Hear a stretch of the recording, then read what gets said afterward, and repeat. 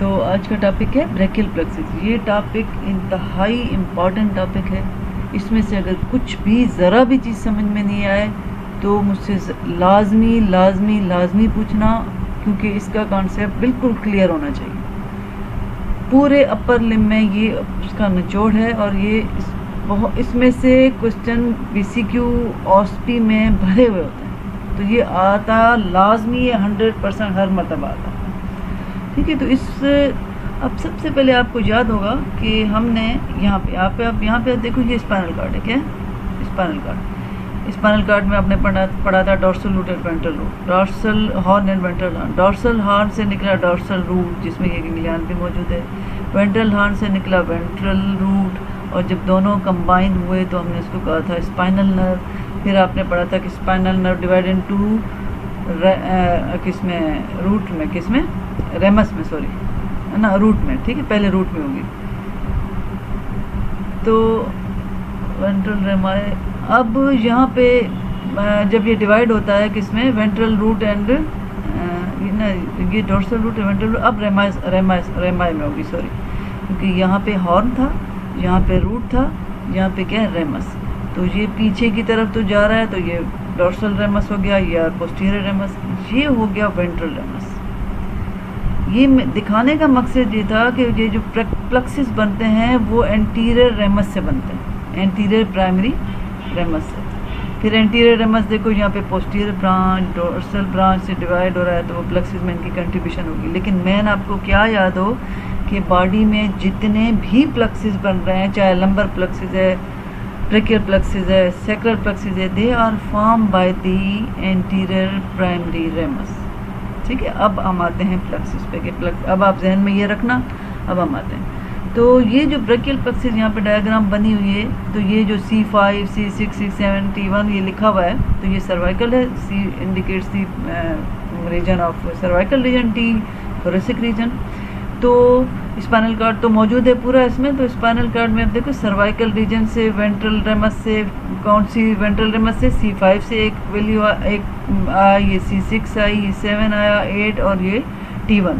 ये सब क्या है, वेंट्रल रेमाए, ऊपर लिखा हुआ है। ठीक है, ventral rami of the C5, C6, C7, C8 and T1, ये फॉर्मेशन में कंट्रीब्यूशन करें ब्रेकियल प्लेक्सिस। तो पहला सवाल अगर कोई पूछता है कि भाई how the brachial plexus is form, तो आप क्या कहोगे, by the contribution of the ventral rami of the C5, C6, C7 and C8 and T1। बहुत अहम सवाल, ठीक है, OSP का।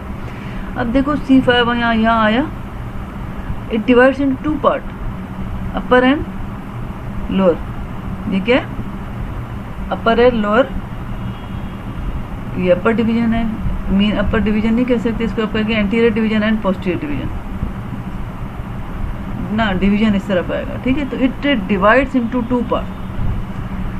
ये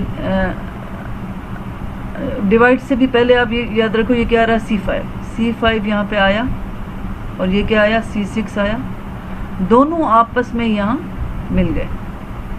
तो इन्होंने क्या बना दिया, ये क्या, किस चीज़ का कॉलम है, ट्रंक का। तो अगर कोई पूछता है आपसे how the upper trunk is form, तो आप कहोगे by the union of the ventral rami of the C5 and C6। ठीक है, form unite together and form the upper trunk. How the middle trunk is form, by continuity of the C7 is form the middle trunk. How the lower trunk is form, by the when the C8 and T1 rami, ventral rami unite together and form the lower trunk of the brachial plexus. These are the trunks. ठीक है, अब फिर आप देखो, ये अपर trunk ये 2 में divide हो रहा है, ये ऊपर एक जा रही है एंटीरियर डिवीजन, और ब्लू वाली क्या है, पोस्टीरियर डिवीजन। मिडिल ट्रंक को भी देखो, ये भी इसकी ये एंटीरियर डिवीजन, ये इसकी पोस्टीरियर डिवीजन। लोअर ट्रंक को देखो, तो ये इसकी पोस्टीरियर डिवीजन, ये आगे में एंटीरियर इसलिए लिखी है क्योंकि ये हमारे सामने आगे है, तो ये एंटीरियर डिवीजन और ये पोस्टीरियर डिवीजन। तो हम ये कह सकते हैं कि each trunk divide into anterior and posterior division. ठीक है, हो गए। अब यहाँ पे डिवीजन के बाद आता है कॉर्ड्स, बहुत अहम है। तो कॉर्ड्स कौन कौन से हैं, देखो यहाँ पे नाम लिखा हुआ है, लेटरल कार्ड है, ये मीडियल कार्ड है, लेटरल कार्ड है, ये मीडियल कार्ड है, and this is the posterior card.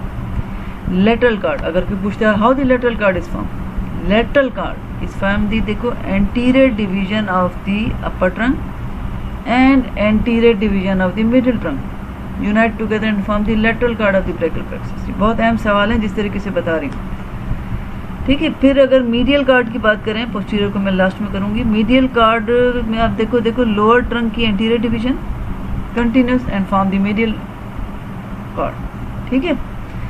How the posterior card is form, all posterior division of all trunk, upper trunk, middle and lower trunk unite together and form the posterior card. तो formation आपको आना चाहिए कि how lateral cord is form, posterior card is form and the medial card is form, ठीक है, बहुत अहम है। फिर फर्दर इनकी आगे ब्रांचेज होंगी। अब यहाँ पे आप देख रहे हो ये एक इसने नर्व बनाई है, ये बहुत अहम है, इसका नाम क्या है, मीडियन नर्व, ठीक है। अब यहाँ पे एक सवाल पूछा जाता है, how median nerve is form, तो ये लेटरल कार्ड से lateral root and medial cord से medial root unite together and form the median nerve. तो how the median nerve is form, lateral root from the lateral cord and a medial root from the medial cord unite together and form the median nerve, ठीक है। तो इसमें हमने क्या क्या सीखा कि ब्रेकियल प्लेक्सस कहाँ से कैसे बनता है, फिर उसकी ट्रंक कैसे बनी, अपर लोअर उनके नाम आने चाहिए, वो बने कैसे, डिवीजन की कौन कौन सी होती हैं, कार्ड्स कैसे बने, लेटरल पोस्टीरियर मीडियल कार्ड कैसे बना, फिर मीडियन नर्व कैसे बनी। अब हम आएंगे थोड़ा आगे डिटेल में कि भी इनकी ब्रांचेस कौन कौन सी। मैं भी सिर्फ डायग्राम में बता रही हूँ, सारा कुछ लिखा हुआ है उसमें, किसमें आगे इसमें लेक्चर में, ठीक है। तो अब ये यही चीज़ लिखी हुई है, आप पढ़ोगे तो आपको सब आ जाएगा। अब देखो ये पहला जो इसका ये बता रहा है, brachial plexus is form in the posterior triangle of neck. अब आप यहाँ पे देखो ये डायग्राम है नेक, ये जो आगे ट्रायंगल एक बन रहा है इसको हम कहते हैं एंटीरियर ट्रायंगल। तो ब्रेकियल प्लेक्सस एंटीरियर ट्रायंगल में लोकेटेड नहीं होता, ये जो इसने येलो किया है ना, this is the posterior triangle और ब्रेकियल प्लेक्सस यहाँ पे होता है, तो लोकेशन पता होनी चाहिए। नेक में पोस्टीरियर ट्रायंगल में मौजूद है, ठीक है। तो इसने यही बताया, और बना कैसे ये भी मैंने आपको बता दिया। अब इसमें एक होता है कि भाई अपर ट्रंक कैसे बना, लोअर ट्रंक कैसे बना, ये सारा इसमें लिखा हुआ है, आप लोग पढ़ोगे। अगर इसमें कुछ नहीं समझ आता तो मुझसे बिला झिझक पूछ लेना, लेकिन ये नहीं करना कि इस टॉपिक को ऐसे छोड़ दो कि समझ नहीं आया चलो बुक से करेंगे, नहीं, 10 दफ़ा पूछना हो 10 दफ़ा पूछ लो, ठीक है। ईच अब ये देखो यहाँ पे अब वो ट्रंक फॉर्मेशन, ये posterior division, 3 trunk unite together, सारा ये वही लिखा है जो मैंने बताया, ठीक है। अब हम आते हैं, ये लोकेशन दिखाई है कि पोस्टीरियर ट्रायंगल में यहाँ पे ये मौजूद। अब देखो ये क्लेविकल के नीचे है ये ब्रेकियल प्लेक्सस, ठीक। यहाँ पे भी थोड़ा ऐसे ही दिखाया, ये नेक का रीजन है, ये क्लेविकल के ऐसे पीछे। यहाँ पे आप देखो दिस इज एक्सिलरी आर्टरी, तो इसका मतलब है ब्रेकियल प्लेक्सस का एक्सिलरी आर्टरी के साथ कोई रिलेशन है। ये भी वही डायग्राम है जिसमें ये यहाँ पे रूट्स ये इस तरीके से दिखाई हुई, ये रूट्स हैं, फिर ये आपस में डिवाइड होकर ट्रंक बनाया, फिर उन्होंने किससे डिवीजन हुई, फिर डिवीजन ने कार्ड्स कैसे बनाया, फिर टर्मिनल ब्रांचेस अभी मैंने थोड़ी सी नहीं बताई हैं, वो बताऊंगी, लेकिन थोड़ा पहले ये डिटेल बता। एक आता है pre fixed and post fixed brachial plexus, ये भी बहुत अहम सवाल है, प्री फिक्स्ड। अब इसमें हमने पढ़ा था C5 से शुरू है ब्रेकियल प्लेक्सस, अगर उसमें कंट्रीब्यूशन आ जाती है किसकी, C4 की, और उसमें that form from the T2 तो खैर एब्सेंट, वैसे भी एब्सेंट था, तो उसको हम कहेंगे कि ये प्री फिक्स्ड है, ठीक है। अब पोस्ट फिक्स्ड में क्या है कि कंट्रीब्यूशन ऑफ दी, जैसे लास्ट है ना आखिरी वाला T1 तक हमारे पास ख़त्म था, तो T2 भी है, क्या है, T2 ऑलवेज प्रेजेंट, और C4 इसमें एब्सेंट होता है, लेकिन जो C5 होता है वो स्मॉल साइज़ का होता है, क्योंकि उसकी जगह ज़्यादातर कंट्रीब्यूशन नीचे किसने ले ली, T2 ने। तो इसको हमने कह दिया कि ये pre fixed and post fixed brachial plexus है, ये लाजमी आपको आना चाहिए बेटा, ठीक है। अच्छा, ये भी वही रिलेशन दिखाया है कि मसल्स के साथ भी कैसे, कौन सी मसल आगे जाती है इसकी, कौन सी इसकी मसल्स पीछे पड़ी हुई हैं, ठीक। अब आते हैं, क्योंकि आगे ये नहीं कि भी आगे पीछे क्या है, कि इन मसल को इसकी ब्रांचेस सप्लाई करेंगी, फिर इनके एक्शन भी यही करवाती हैं। तो अगर ये जगह यहाँ पे डैमेज होती है तो इन सारी मसल के एक्शन चले जाते हैं, ठीक है। तो ये रूट कैसे बना, डिवीजन, ये सारा वही लिखा हुआ है। अब ये है एक्सिलरी आर्टरी, ठीक है। एक्सिलरी आर्टरी का देखो, और ये पोर्शन देखो, ये रूट है, ये वहाँ पे रूट के बाद हमारे पास क्या आ गए, डिविजन्स आ जाती हैं, फिर ये कार्ड्स हैं। क्या है ये, कौन सा है, कार्ड्स। तो अब कार्ड्स में रूट है, फिर ट्रंक है, फिर डिवीजन है, लेकिन हमारी जो एक्सिलरी आर्टरी है वो इसके कार्ड के साथ रिलेटेड है। अब मेनली किस कार्ड के साथ है, this is the medial card, ये वाला, ये BCQ आता है, ठीक है, मीडियल कार्ड के साथ। तो मीडियल कार्ड से जो नर्व होती है उनके साथ इसका थोड़ा सा अगर कोई डैमेज वगैरह है तो फिर इसको अफेक्ट होता है, ठीक है। अब हम आते हैं ब्रांचेस फ्रॉम, हर जगह से कहाँ कहाँ से ब्रांचेस निकल रही है। अब मैं आपको पहले डायग्राम से बताती हूँ, फिर लिखा हुआ तो वैसे भी आप लोग पढ़ लो, ठीक है। हाँ चलो ये अच्छी है। अब यहाँ पे आप देखो ये रूट है, क्या है, रूट। अब ये जो C5 का रूट है, इससे एक अलग से ऊपर ब्रांच निकल रही है, डॉर्सल स्केपुलर नर्व। क्या इसका क्या नाम है, डॉर्सल स्केपुलर नर्व, ये रूट से निकल रही है। अच्छा, फिर रूट के C5 से, C6 से, C7 से कंट्रीब्यूट होके एक लंबी नर्व बन रही है जिसको हम कहते हैं लॉन्ग थोरेसिक नर्व। इसका दूसरा नाम है नर्व टू सेरेटिस एंटीरियर, क्योंकि ये सेरेटिस एंटीरियर मसल को सप्लाई करती है। तो how the long thoracic nerve form, कौन से रूट से कंट्रीब्यूशन ली, 5, 6 और 7 से, 8 और T1 से नहीं लिए, ये याद रखना। और कौन सी मसल को सप्लाई कर रही है, सेरेटिस एंटीरियर मसल, जो बैक में एक मसल आएगी, ठीक है। अब हम आते हैं किससे, ठीक है, ये तो ब्रांचेज हो गई लॉन्ग थोरेसिक नर्व, जिस और दूसरा नाम है nerve to serratus anterior and dorsal scapular nerve, ये हो गई किसकी, रूट की ब्रांचेज। अब हम आते हैं ट्रंक में। देखो मिडिल एंड लोअर ट्रंक से कोई भी ब्रांच नहीं निकल रही, ये तो आसान हो गया। जो हमारे पास अपर ट्रंक है उससे 2 ब्रांचेस निकल रही हैं, suprascapular nerve and the nerve to subclavius. Nerve to subclavius तो इतनी अहम नहीं है, लेकिन नाम तो पता होना चाहिए। लेकिन ये सुप्रा स्केपुलर नर्व बहुत बहुत बहुत अहम है।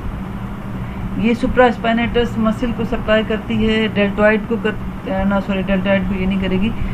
तो उस मसल का काम होता है जब हम आर्म को ऐसे एब्डक्शन में इनिशिएट करते हैं, शुरू करते हैं, तो ये नर्व उसको सप्लाई कर रही होती है उस मसल को। तो अगर ये नर्व डैमेज हो जाती है तो हम ये बाजू को ऐसे एब्डक्शन में लेके ही नहीं जा सकते, इनिशिएट नहीं कर सकते। कितने डिग्री तक, 15 डिग्री तक, 15। तो अगर किसी की ये मसल ख़राब है तो वो 15 डिग्री तक नहीं लेके जाएगा। तो हम क्या करेंगे, सपोर्ट करके 15 डिग्री तक ले गए, और अगर उसके बाद वो खुद ऊपर ले गया एब्डक्शन में, तो इसका मतलब है जो दूसरी मसल थी डेल्टॉइड और जिसकी नर्व सप्लाई एक्सिलरी नर्व है वो सही है, ठीक है। तो ये जो सुप्रास्केपुलर नर्व है ये सुप्रास्पाइनेटस मसल को सप्लाई करती है, जो कि एब्डक्शन को इनिशिएट करवाता है। क्या, तो अगर इनिशिएट वाली एब्डक्शन नहीं हो रही है तो मसल का नाम पूछा तो सुप्रास्पाइनेटस लोगे, और अगर आपसे नर्व का नाम पूछा तो आप कहोगे कि नर्व कौन सी डैमेज है, सुप्रास्केपुलर। ये बहुत बहुत बहुत इंपॉर्टेंट है, ठीक है। फिर हम आते हैं डिवीजन से भी कोई ब्रांच नहीं है, जान छूट गई।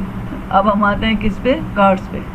ये ऊपर वाला कार्ड कौन सा है, लेटरल कार्ड। लेटरल कार्ड से देखो पहले नर्व कौन सी है, मस्कुलोक्यूटेनस नर्व। फिर मीडियन नर्व को उसने मैंने कहा था लेटरल रूट दिया था मीडियन नर्व की फॉर्मेशन में, ठीक है, मस्कुलोक्यूटेनस नर्व। और ये जो छोटी नर्व आ रही है जिसकी called the lateral pectoral nerve. तो लेटरल कार्ड से 3 ब्रांचेज आ रही हैं, lateral pectoral nerve and the musculocutaneous nerve and the median nerve की फॉर्मेशन के लिए medial root, oh sorry lateral root, क्योंकि लेटरल कार्ड है, ठीक है।